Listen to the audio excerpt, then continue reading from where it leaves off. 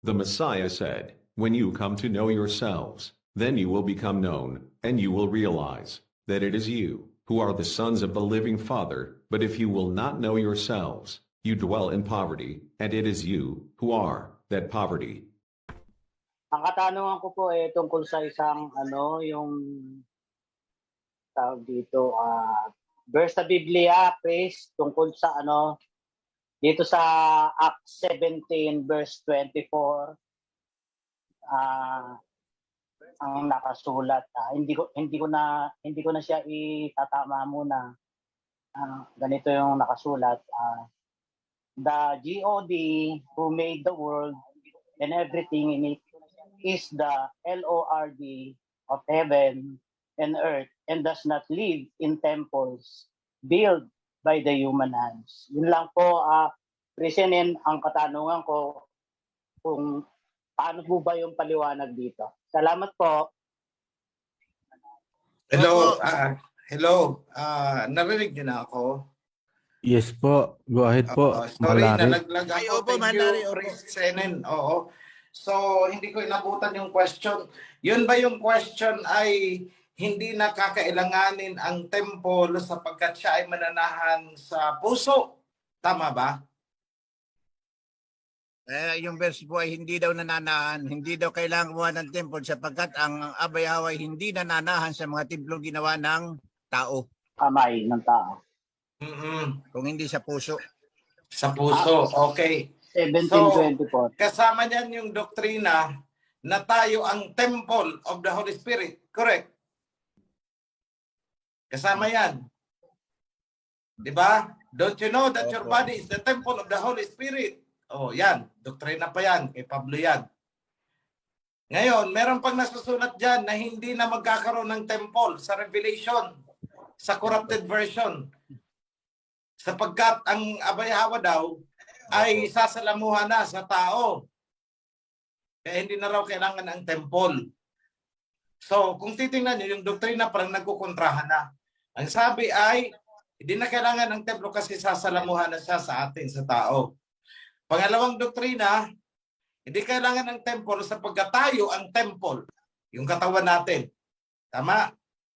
Tapos pangatlong doktrina, hindi siya mananahan sa templo na gawa ng kamay ng tao. Correct?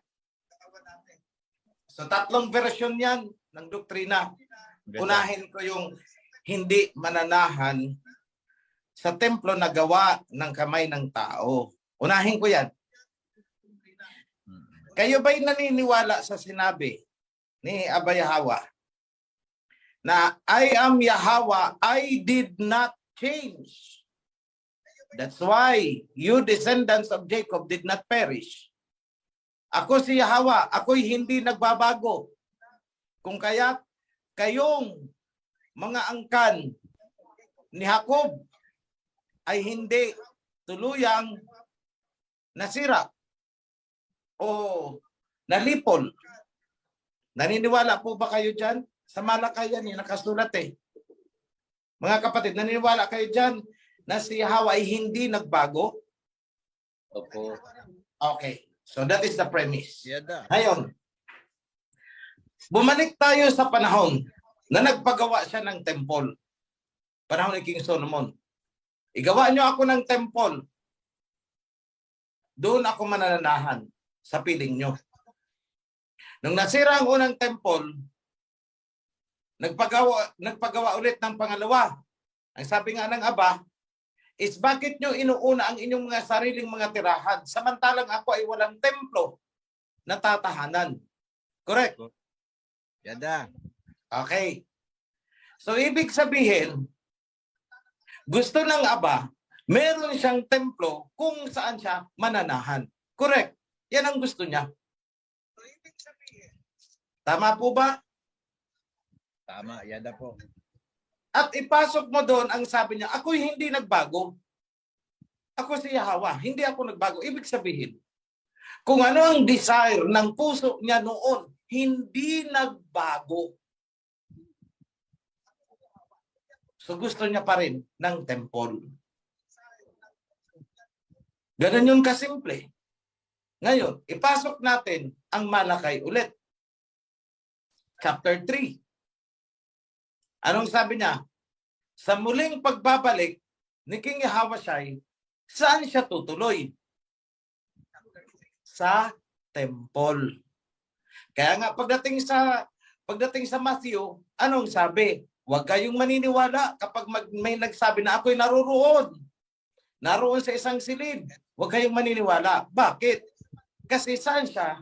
Doon sa kanyang temple. Yun ang nasusulat sa Malakay. Pag pinag-combine mo, yung Malakay at saka yung sa Matthew, na huwag kayong maniniwala kung may magsabi sa inyo na ako'y naroon at naririto na sa isang silid, nasa chamber. Huwag kayong maniniwala.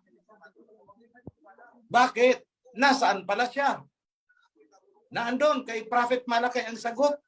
Ako'y paroroon sa aking temple. So dapat pala may maihahanda na temple para sa kanya. At paano maihahanda? Nasa Malakay chapter 3 ulit. I will send my messenger to prepare for my coming. So ano ang ihanda natin? Accommodation. So saan ulit siya? Tutuloy sa kanyang temple. Okay. So yan, ang pangbalga natin sa mga doktrina na hindi siya mananahan sa templo na gawa ng kamay ng tao. Bakit? Kung ganyan pala siya, sana hindi siya nagpagawa kay King Solomon noon ng temple. Kung saan siya tumahan. O di ba gawa ng tao yun? Bakit siya tumahan doon? Tapos ang sabi niya, hindi nagbabago. Hindi ako nagbago. Ganun pa rin. Ngayon, pag-usapan natin, yung sinasabi naman na ang templo daw ay ang ating katawan. Alam ba ninyo na ang Abayahawa ay ayaw na ayaw ng isang defiled na lugar? Would you believe in me? Ayaw niya ng defilement. Kaya nga, yung may mga menstruation, hindi pwedeng pumasok. Tayo yung mga priest lang na walang sugat, ang pwedeng pumasok. Hindi dapat pwedeng humawak ng mga karkas o namatay na hayop. Di po ba? O ngayon, kung siya ay mananahan sa ating katawan, anong meron sa ating katawan? Tae. O paano siyang papasok sa atin? Defiled yung katawan natin. Kahit anong gawin natin, internally defiled. May tae sa loob at any given point in time. Paumanhin sa mga kumakain dyan. Paano magiging tahanan ito? So this will not be the temple. Kasi defiled. So yan ang pangalawa. Ayaw niya ng defiled. More so, isang lugar na may tae. O bakit siya tatahan sa katawan natin? Hindi po ganun yun. Mananahan daw sa puso. Tanungin natin, yung mga tiyanos na nagsasabi ng ganyan, mananahan ba ang Abayahawa sa puso ng mga tiyanos na sumisipa sa kanyang covenant? Sige, mag-isip po kayo. Mananahan ba ang Abayahawa sa puso ng mga tao na ayaw sumunod? Bagkus sinisipa ang kanyang covenant at itinatakwil ang kanyang pangalan? Mag-isip kayo, mga kapatid. So, ibig sabihin, yung mga nilalaman na ganyan na pagkakasulat ay corrupted version. Yada. At yan po ay itinatama natin. Alin ang nagtutuwid niyan? Mismong ang mga salita ng Abayahawa. Ika-counter-check natin. Kung hindi siya nananahan sa templo, nagawa ng kamay ng tao, bakit nanahan siya sa temple na itinayo ni King Solomon noon? You see? Nakita nyo? At ang sabi niya, hindi ako nagbabago kahit kailan. malakay. Hindi ako nagbago. So, ibig sabihin, saan siya mananahan? Dahil hindi naman nagbago yung taste niya. Hindi nagbago yung desire niya. Dahil hindi naman daw siya nagbago. Saan ba siya mananahan? Sa isang templo. Tapos, ganun kasimple. Yada. Yada.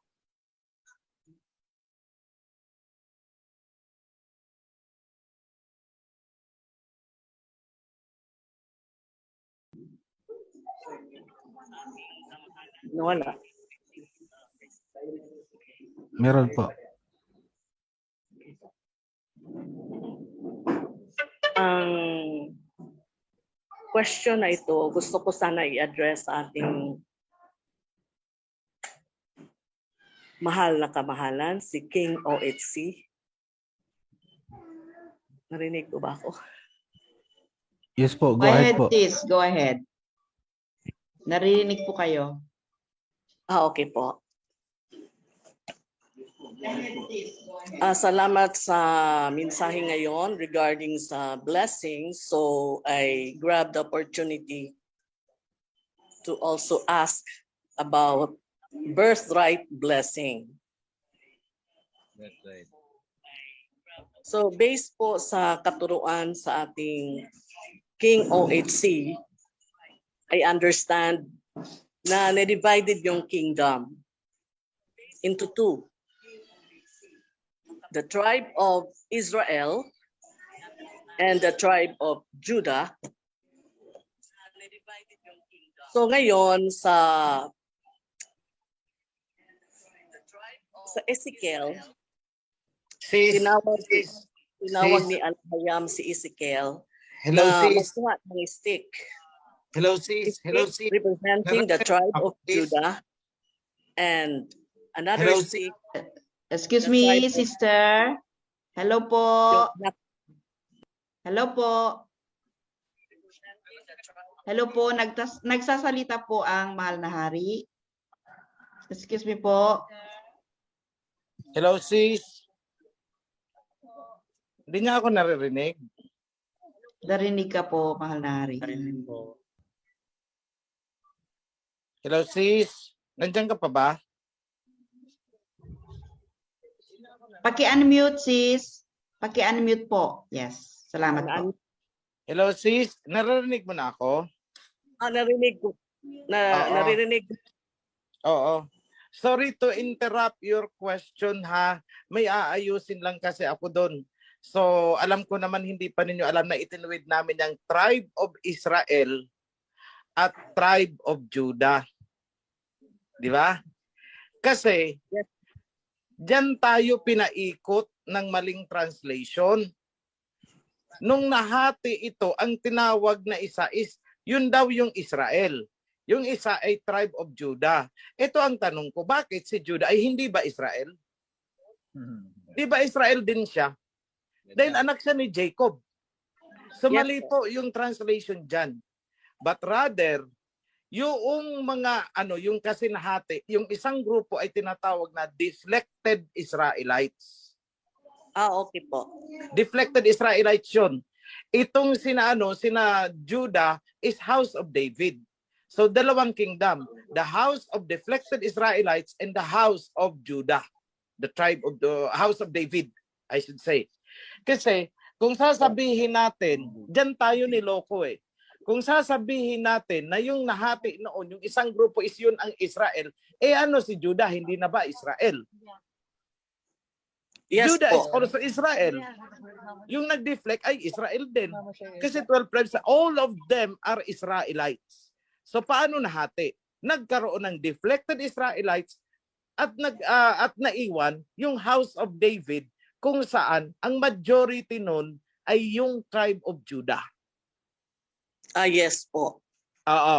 So, the 10 tribes, yun ang deflected Israelites. Yun ang tinawag nilang Israel. Na tila baga, itong sina Judah ay hindi na bahagi ng Israel.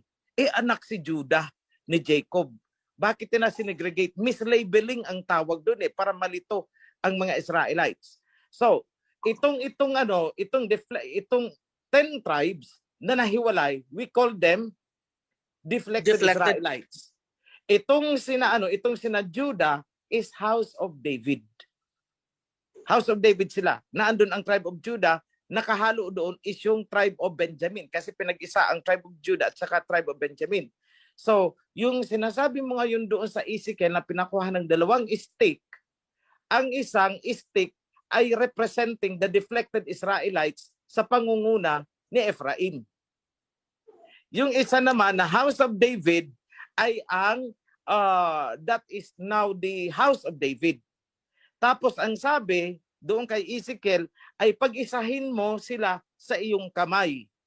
So ibig sabihin, mag-unite ulit yung deflected Israelites at saka ang House of David, magkakaroon ng revival, isang kingdom. At sa harap ng ating templo na itinatayo, it represents the two pillars na tinawag naman sa mistranslation, minali nila ang translation nito, tinawag nilang Boaz and Jakin yata. Yun ang tawag na. Yung dalawang pilar na nasa harap, tinawag nilang Boaz and Jakin. No. Ang representation po nun is yung dalawang scepter na pinag-isa sa kamay ni Ezekiel. The deflected Israelites ang isang pilar, Ephraim, and the House of David, tribe of Judah. Mag-unite ang dalawa. Yun ang ibig sabihin noong hula ni Ezekiel, nung prophecy ni Ezekiel. At yun ang ginagawa natin ngayon sa ating temple. Representing the prophecy, yung instruction kay Prophet Ezekiel na kumuha ng dalawang stick at pag-isahin. Yun ang two pillars na nasa harap mismo ng ating temple.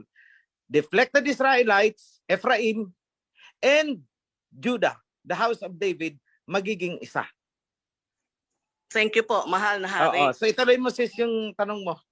Sorry to interrupt. Klinaro ko lang kasi malilito din pati yung mga nakikinig.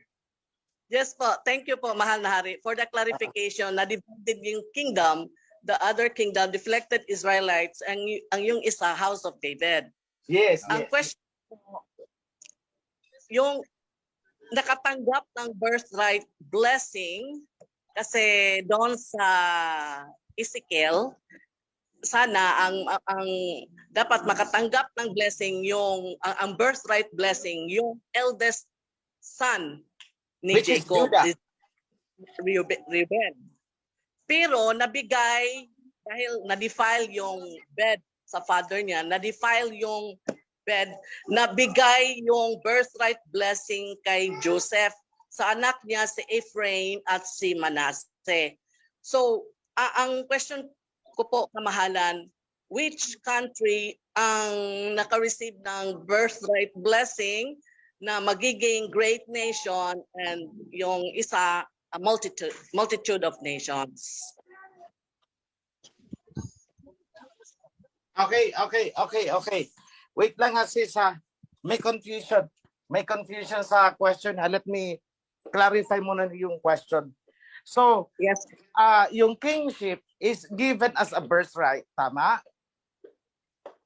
Which is, Okay. tama ka, supposedly, kay Reuben. Okay, Pero Reuben. dahil defile ni Reuben ang bed, kaya sa blessing ni Jacob, ang birthright ay napunta kay Judah.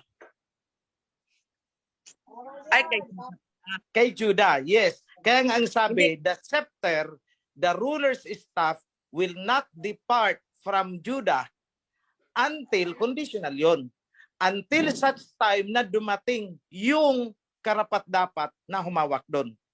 So ibig sabihin, kapag sumibol na yung karapat-dapat na maghawak doon, ipapasa yon ni Judah, ng angkan ni Judah. Ibig sabihin, the recognition, i-give up nila, i-recognize nila yung darating. Ngayon, sino yung darating? Yun ang kay Ephraim. Bakit kay Ephraim mapapasa? Kasi nung blines ni Jacob si Ephraim at Manasseh, although bunso itong si Ephraim, younger than Manasseh, si Manasseh ang older, pinag-criss-cross ni Jacob ang kanyang kamay at ang sabi niya, kahit ito ang nahuli, pero siya ay magiging great nation. So, ibig sabihin, yung birthright ay napunta kay Ephraim. Dahil siya ang pinatungan ng kanang kamay ni Jacob, which is supposedly para lang sa panganay. So, ngayon, sabi ni Jacob, I adopt them as my own, in my own name. Yun ang nag-supersede, tinabunan nun yung birthright ni Judah.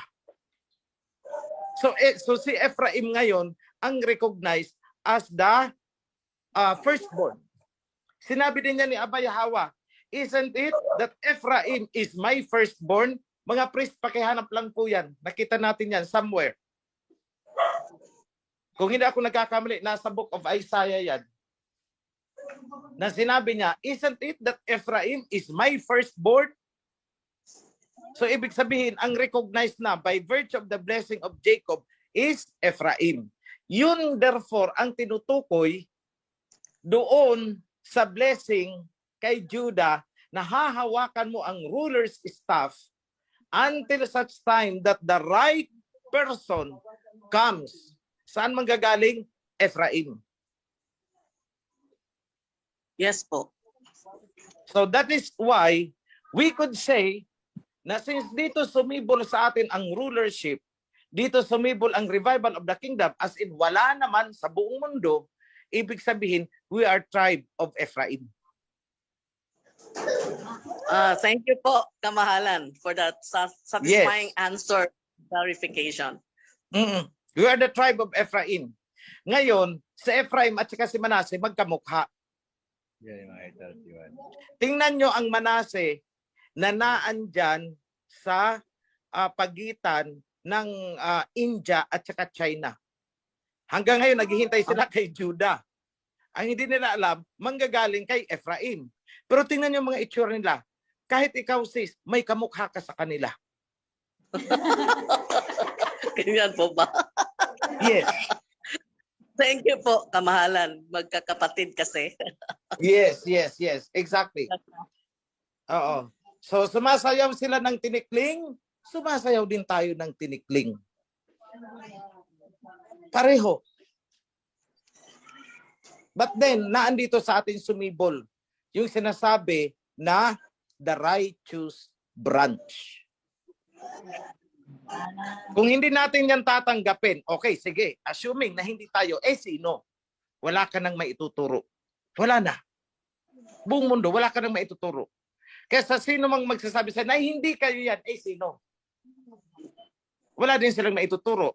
Kaya ang lagi kong pang-ano sa kanila is, if hindi nyo kayang tanggapin ang sinasabi ko, then prove me wrong. Patunayan yung mali ako. Doon lang ako magko-concede. Because if you cannot prove me wrong, I will not concede to you. Yan ang sinasabi ko sa kanila. And that is how we should handle such intrigue na mga ganon. Prove me wrong. Sige, patunayan yung mali ang sinasabi ko. Hindi nila kaya yun. So, I hope I have answered your question, sis. And also, I hope it brings clarification sa mga nakikinig. Thank you for that question. Thank you po, King OHC.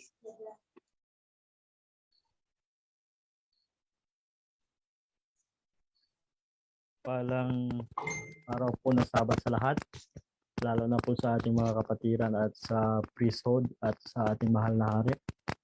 Ang katanungan ko lang po sa mahal na hari ay ito. Noong October 5, nakita ko po sa Facebook, nag-post po ang ating kapatid, yung si Melissa Isigera, na nakuha niya yung post sa Philippine Rising na pinost dito, the Defense Ministry of Ukraine quoting Jose Rizal, October 5, reporting on the combat losses of Russian forces. So ito yung quote na quoting na sinabi ni Dr. Jose Rizal, I don't see why I should bow my head when I could hold it high or place it in the hands of my enemy when I can defeat them. Yun po yung quote ni Jose Rizal.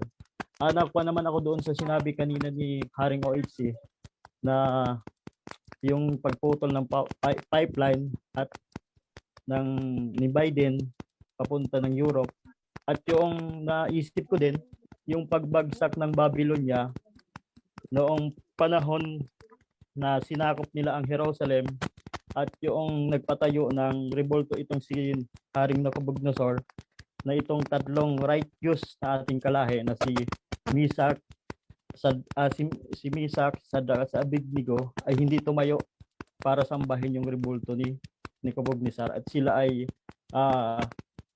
inilagay doon sa nagbabagang apoy, at sila ay hindi nasunog, at naging apat yung tao, at yung isa ay si King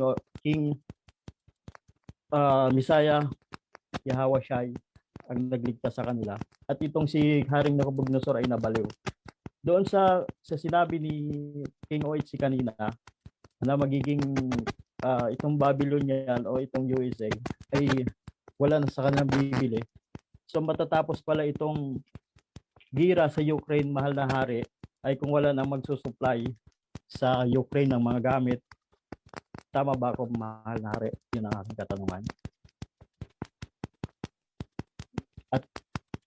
Okay, ganito. Actually, itong digmaan sa Ukraine, between Ukraine and Russia, dapat sana, isang buwan pa lang tapos na yan eh. Kung hindi ginatungan ng US at saka European Union, matagal na sanang tapos yan. Kaya yan nagtagal kasi ang gusto ni Biden, we will support and keep the war going on as much as we can. Bakit? Kasi nagbe-benefit ang Amerika.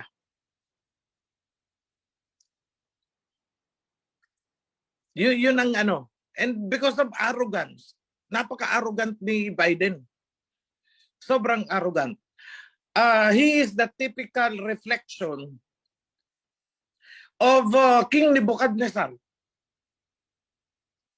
Kung anong nakikita niyong personality niya ni Biden, yun ang personality ni Nebuchadnezzar. At ang personality ni Nebuchadnezzar is yun ang personality ni Lucifer. The first king of Babylon is Lucifer.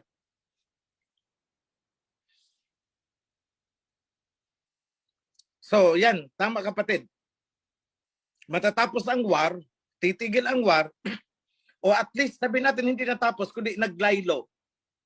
Kung titigilan ng Europe at America ang pagsusupply ng mga war ammunitions sa Ukraine. Okay, I hope I have answered the question.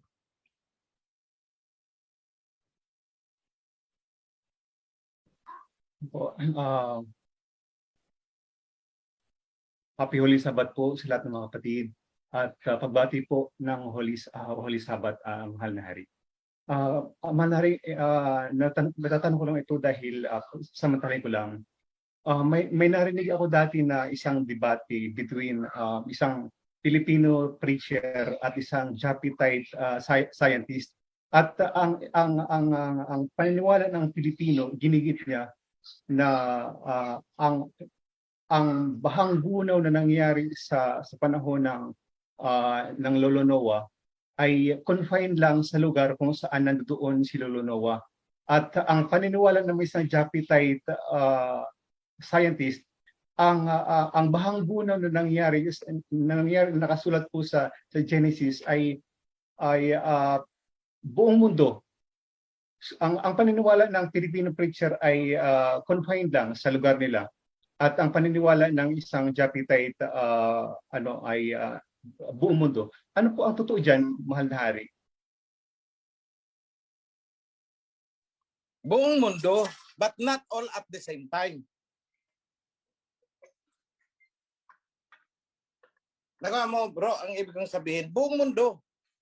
Pero hindi sabay na nangyari.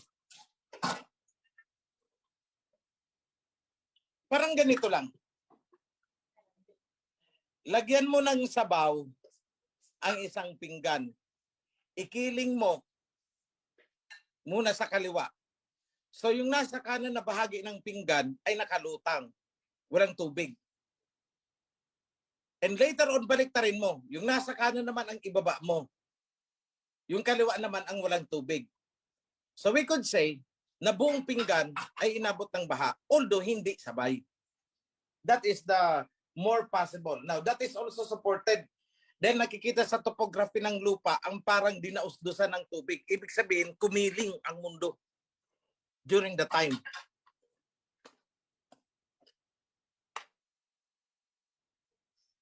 So yan po ang sagot ko, kapatid.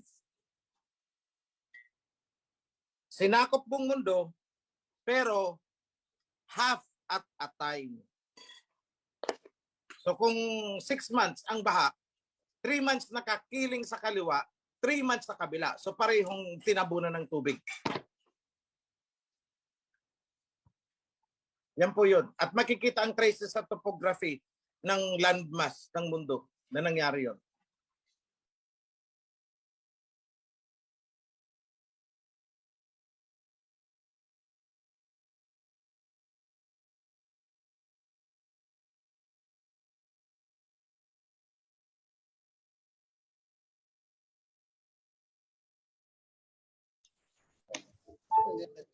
Hello po mga kapatid, sabat po.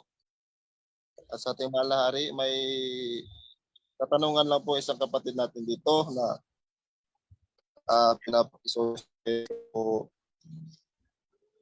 Mahal na hari, patungkol po doon sa Deuteronomy chapter 7 po, may nakasulat kasi doon na 7 powerful nations po. Yung Hittites, Girgashites, and also Canaanites. Yun po ba yung sa kapanahonan natin, the Europeans? Yan lang po. Bro, musta ka na? Okay lang po. Kailangan sagutin. Sige. Okay. Ganito. Actually, yung lahi ni Canaan is marami yan eh. Hindi lang 7. Pero lahat ng binanggit mo ay lahi ni Canaan.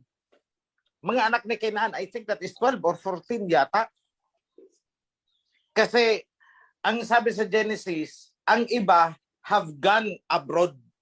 Ibig sabihin, napunta ang angkan sa abroad. At doon nagsimula itong European countries. Kasabay din ng mga Japhethites. Dahil sila yan nagkakampi-kampihan noon pa. Tower of Babylon pa lang. Sila itong mga nagkakampi-kampihan.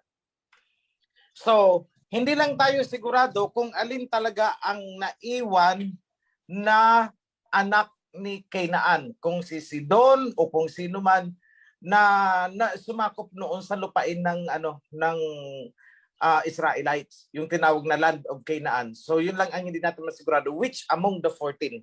Basta ang importante diyan, all of those you have mentioned are sons of Canaan. Po. Ganda po.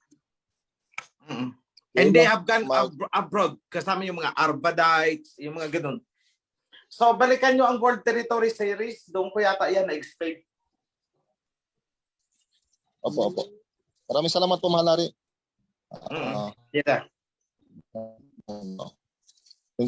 Maraming salamat po.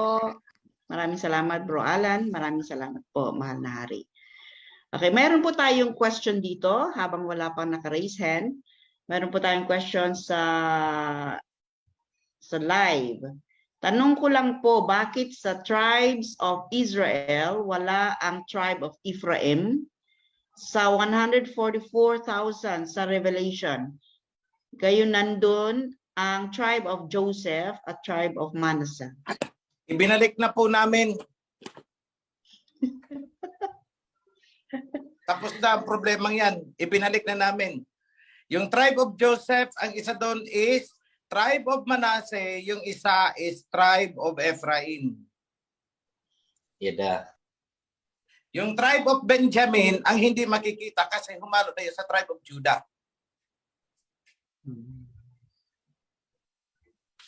If I recall it right, If I recall it right. Pero sa issue na bakit wala sa Ephraim, binalik na po namin.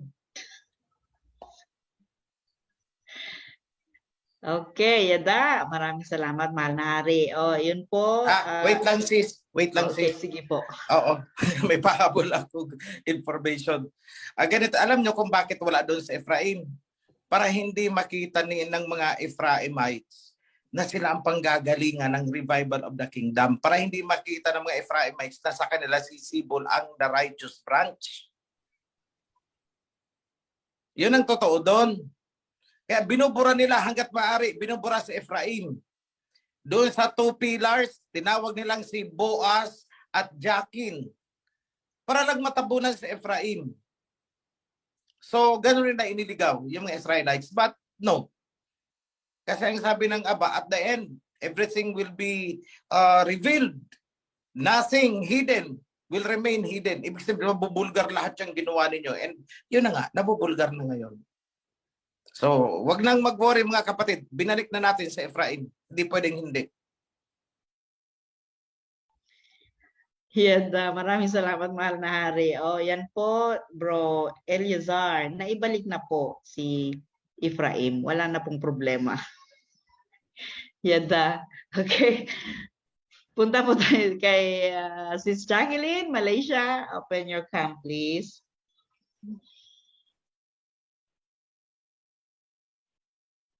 Blessed Holy Sabbath before sa inyong lahat at lalong-lalo na sa ating buong priesthood at sa ating mahal na Haring Operio. Ito po yung katanungan ko po, mahal na Haring Operio. Ika-clarify ko lang po.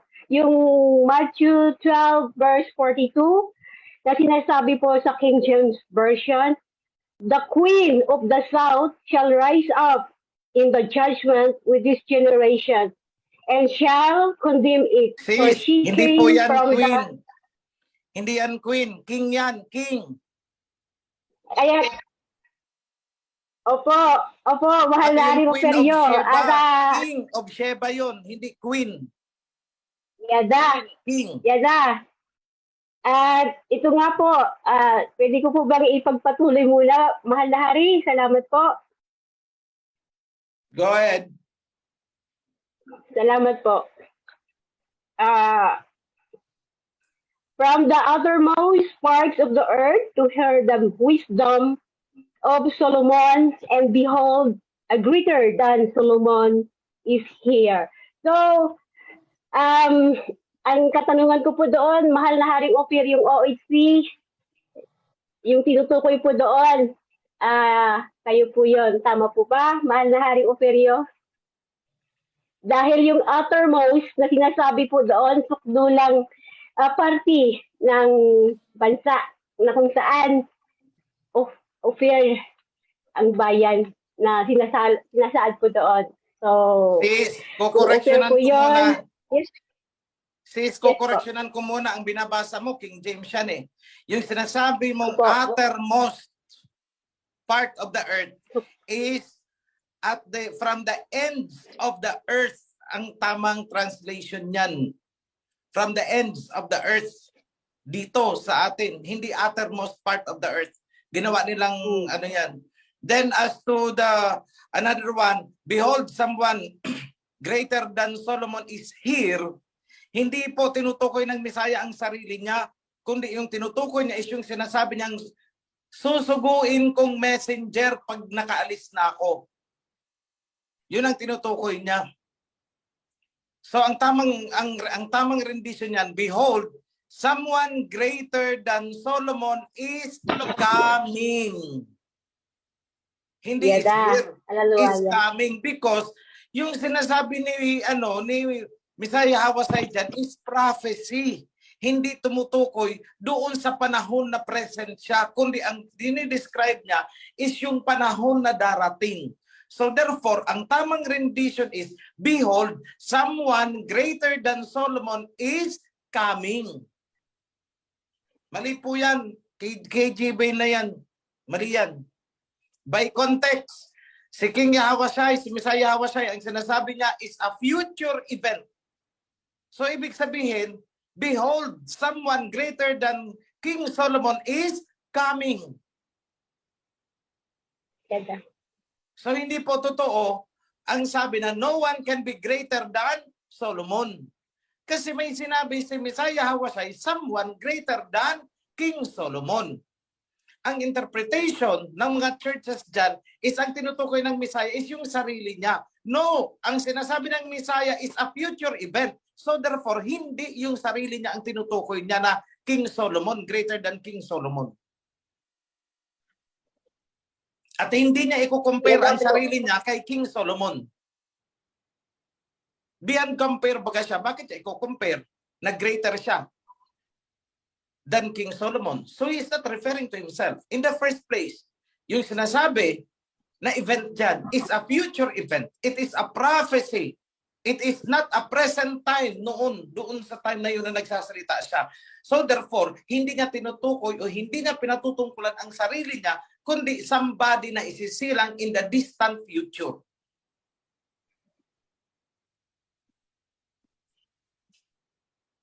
Yan na po, mahal na So, Haring as to Usirio. the next question, sabi mo, kung ako ba, ewan ko, hindi ko alam. That remains to be seen. Kayo makakakita, hindi ako. I don't claim anything. Yan na po. Salamat po, mga kapatid kong moderators. Be blessed. Shalom po sa inyong lahat. Hello po, naririnig na po ako. Yes, yes. Go ahead po. Happy Sabbath po, mahal na hari. Happy Sabbath mga kapatid kong operyan sa buong mundo. Ang katanungan ko po, mahal na hari, siya po, meron po kasing gumugulo sa isip ko buhat nung nagkaroon po yung meeting, yung economical religion po doon sa Dubai. Buhat po nung napanood ko yun, meron pong pumasok sa isipan ko na di po ba dadaluhan ng iba't ibang bansa ang pag-aalay po ng Red Heifer sa Jerusalem po na gaganapin. Ang katanungan ko po, hindi po ba kaya aatin po ang dalawang saksi at doon din po sila mapapatay? Parang ganun po yung nag-ano sa isipan ko nung napangkinggan ko po yung narinig ko po yung ng economical religion po, yung pagkakaisa ng one religion. Yun lamang po, mahal na hari. Okay.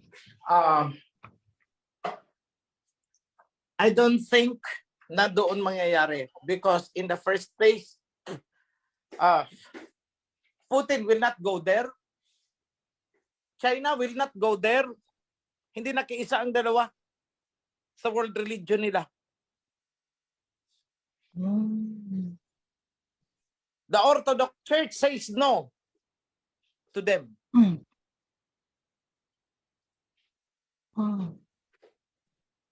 The Orthodox Church ng Russia said no to them. Salamat po. Ayun lang po nag-ano sa isipan ko, mahal na hari. Kaya Actually, ako po yung sinasabi mong pangyayari sa Dubai, that was recent years ago. Pero ang latest, kasi noon nagplano pa lang sila, convention pa lang yon, wala pang kasunduan, wala pang mga pirmahan. Nangyari ang mga pirmahan nito lang, itong buwan na nakatalikod, September 14, 2022. Sa Kazakhstan nangyari. And remember, itong Kazakhstan, ito yung sinasabi ng God culture na dyan daw manggagaling ang two witnesses. Yung isa sa two witnesses sa Kazakhstan daw. If I recall it right, yung mga galing ng GC, ng God culture, alam niyo yun. Somewhere there, ang sinasabi niyang panggagalingan daw ng two witnesses at hindi daw Russia, hindi China. Ang isa daw is Kazakhstan, ang isa is galing daw dito yata sa ating bansa. So, yan ang sinasabi niya. But anyway, so hindi po dyan mamamatay ang two witnesses. In fact, what I am thinking is, pwedeng mapatay ang two witnesses sa New York. Kasi naandyan ang United Nations. And even as we speak today, pinagpaplanuhan nitong mga serpents kung paano dudukutin si Putin. Tingnan nyo, nasa YouTube yan. Take him out. Anong ibig sabihin? Gagawin nila ang gaya ng ginawa nila kay Gaddafi. Gagawin nila ang gaya ng ginawa nila kay Saddam.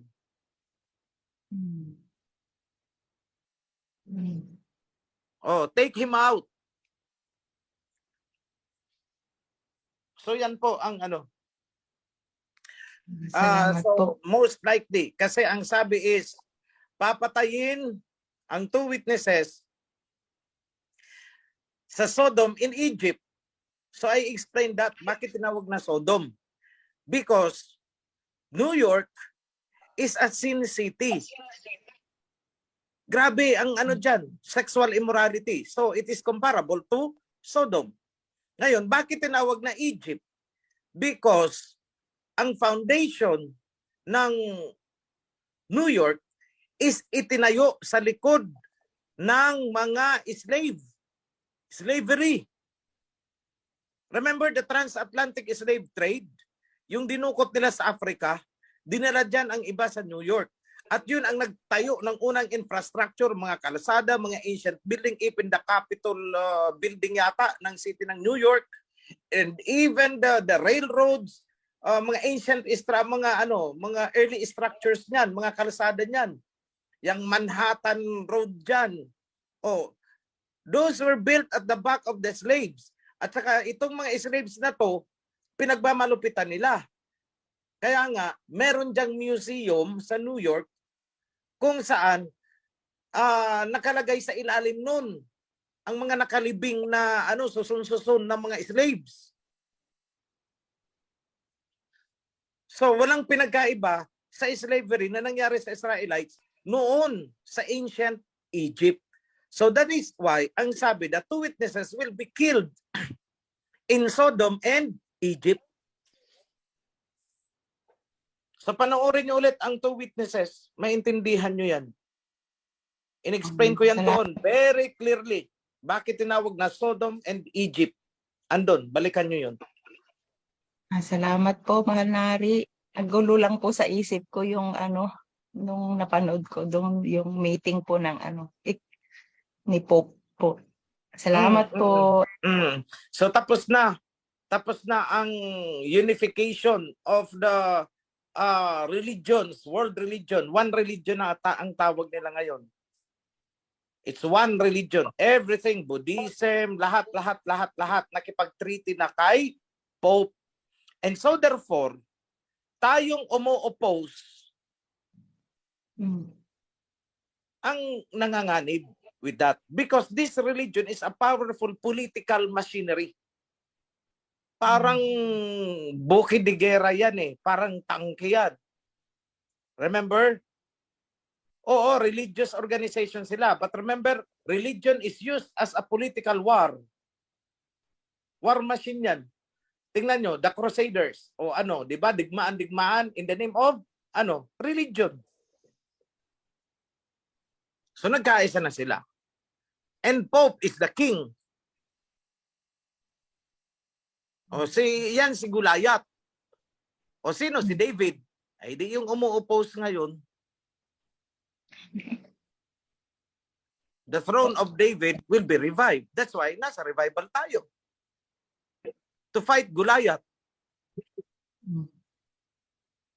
Linaw po, mahal na Hari. Ganun lang. Salamat po. Yeda.